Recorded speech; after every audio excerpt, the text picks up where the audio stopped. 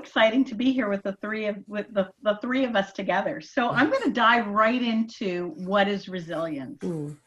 And it's interesting because ever since we decided to do this topic, this word has been popping up all over the place. I'm sure you've noticed it. It's just, maybe it's just because I'm seeing it more and more now. But I thought I'd go to Oxford Dictionary and even Wikipedia to see how they define it first. And so, for me, when I think of resilience, I think of it as an ability to bounce back, to rebound, to be able to face whatever comes to us, and to maintain that footing and that strength in order to be able to move forward. So Oxford Dictionary defined it as the capacity to recover quickly from difficulties, toughness, and also the ability of a substance or object to spring back into shape, so elasticity. And I found the synonyms were very fascinating: flexibility, pliability, plasticity, elasticity, springiness, give, durability, ability to last, strength, sturdiness, strength of character, like some really great strong words there. And even the Wikipedia definition, which they reference, they put it in the context of the fields of engineering and construction, but I thought that still very much applied. And they described it as resilience as being the ability to absorb or avoid damage without suffering complete failure. And I thought that was particularly timely given the environment that we're operating in right now.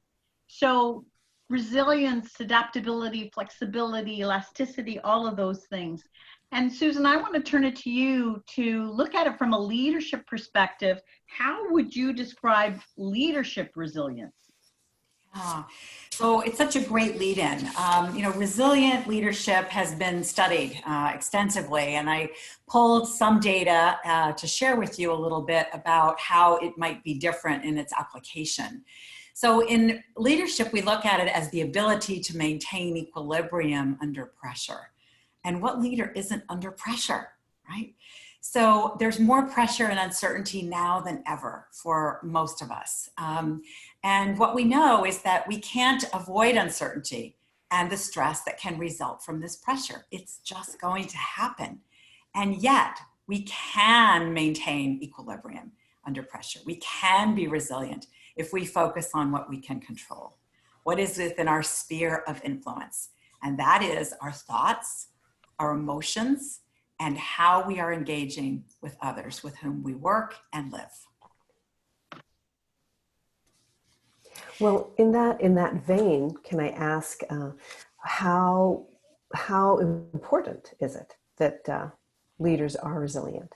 Yeah, so resiliency is a hallmark of effective leadership, we're going to see in just a minute. Resilient leaders see failures as temporary setbacks from which they can recover. They maintain a positive attitude and a strong sense of opportunity.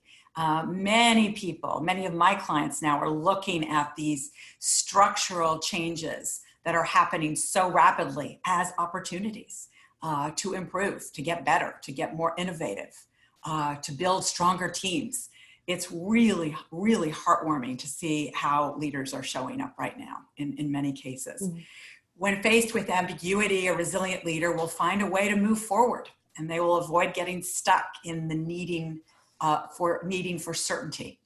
And of course, there have been many studies that have indicated the importance of resilience as both an individual trait for individual well-being and mental health, as well as for leadership.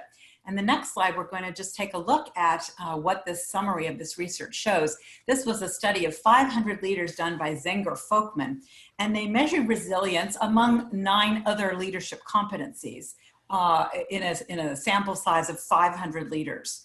And they used ratings from managers, peers, direct reports on 40 different behaviors. And they wanted to see the impact of leaders who rated the highest on resilience versus those that rated at the bottom. And when they looked at that, they saw that the ratings of overall leadership effectiveness were highly correlated, as you can see, with those that were also the most resilient. So clearly resilience and effectiveness go hand in